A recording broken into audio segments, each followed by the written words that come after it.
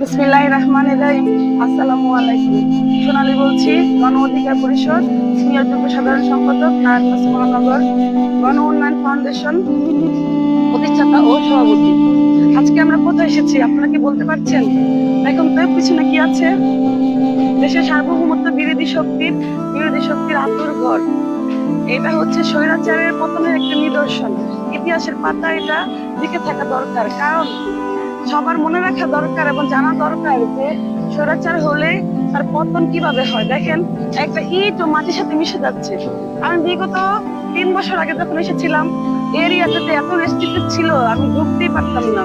আমার সামনে একটা ব্যাগ ওইখানে কি বলে সার্চ করে জমা নেওয়া হয়েছে, কিছুই ছিল না, মোবাইলটা ছাড়া কিছুই ছিল না, সেটাও জমা নেওয়া হয়েছে। আজকে দেখেন, মানে আগের তুলনায় কি পরিমাণ মানুষ।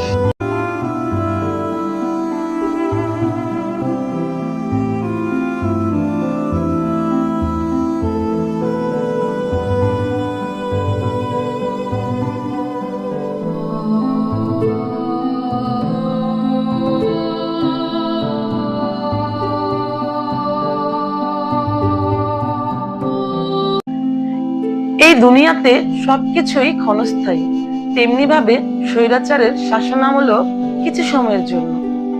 ইতিহাস বিশ্লেষণ করলে আপনারা দেখতে পাবেন স্বৈরাচারের পতন কতটা জঘন্যভাবে হয়েছে। স্বৈরাচারের পতনের সাথে সাথে পরবর্তী সময়ে তাদের দলেরও কোনো অস্তিত্ব খুঁজে পাওয়া যায়নি।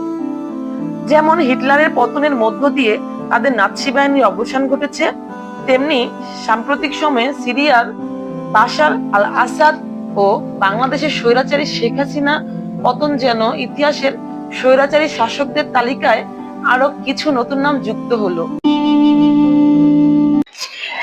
এক একটা ঘর যেন কান্না করে বলছে স্বৈরাচার নিপাত যাক। প্রত্যেকটা ঘরে যেমন হাহাকার লেগে আছে, কেমন ভয়ঙ্কর হয়ে গেছে দেখছেন।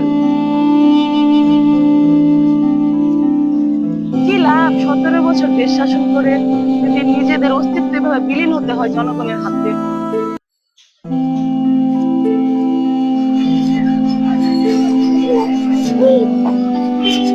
একটা সময় এখানে জনগণকে ঢুকতে পারমিশন দেওয়া হতো, অনেক কিছু বিনিময়ে ঢুকতে হতো, অনেক কি বলে নিরাপত্তা বেষ্টিত পরিবেশে। এখন দেখেন কোথায় গেল সেই নিরাপত্তা। এখন যেন পুরো বাড়ির মালিকই সর্বোচ্চ জনগণ।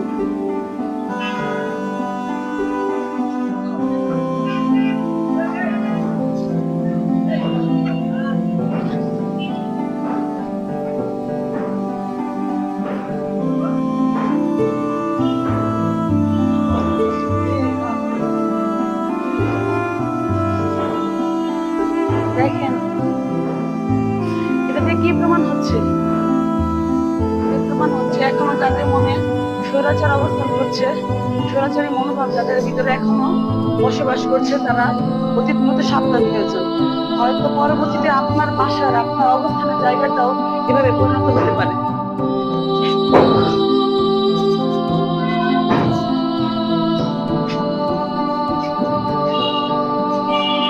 একটা ইট যেন কান্না করছে, একটা ইট। আমার কাছে মনে হচ্ছে, কে কি দেখছে আমি জানি না, আমার কাছে মনে হচ্ছে মানে এই বাড়ির প্রতিটা ইটও গুমড়ে গুমড়ে কান্না করছে।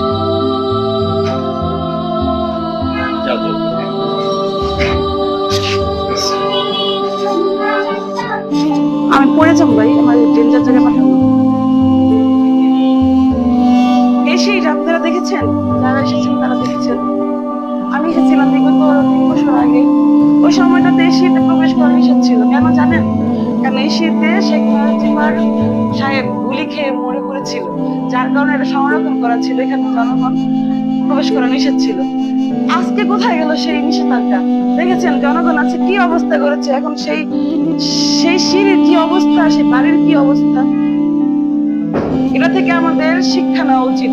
আমি বাকরুদ্ধ হয়ে যাচ্ছি, আমি যে কি বলবো, মানে এগুলো দেখে আমি কিছু বলতে পারছি না।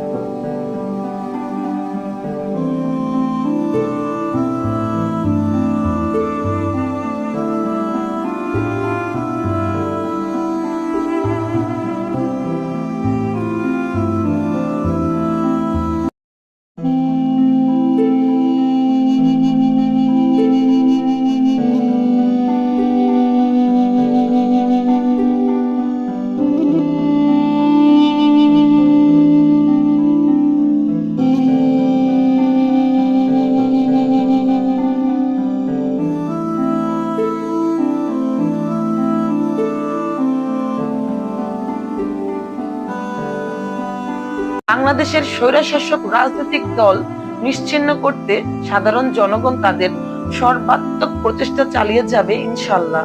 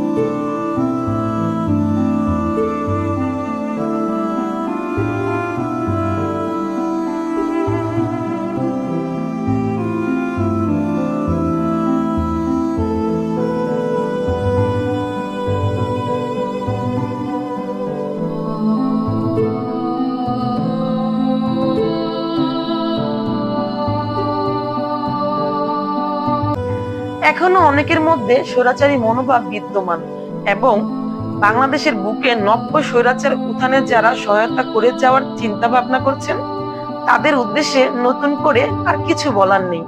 তাদের জন্য ধানমন্ডির এই 32 নাম্বার বাড়ির বর্তমান অবস্থাই যথেষ্ট।